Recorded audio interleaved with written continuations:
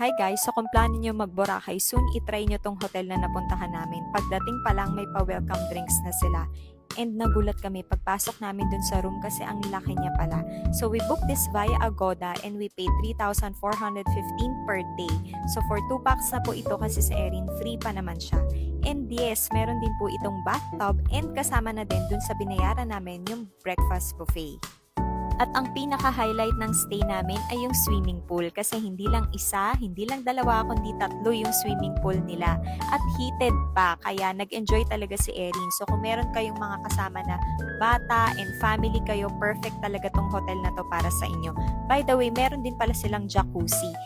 Ito yung pinakamalaking pool nila. So, meron ditong slides kaya for sure mag-enjoy yung mga kids at perfect talaga sa mga family. Meron ding lifeguard naman na naka-monitor dito until 10 p.m. Kasi until 10 p.m. lang din open yung mga pools nila.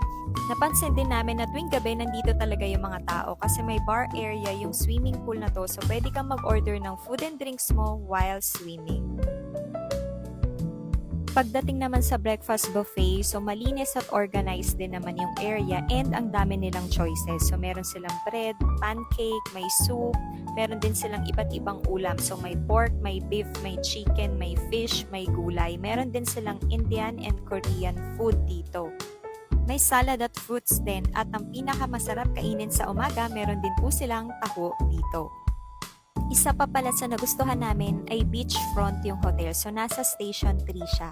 So, kung naghahanap kayo ng hotel, baka gusto nyong itry dito sa Paradise Garden Resort Hotel and Convention Center. Bye!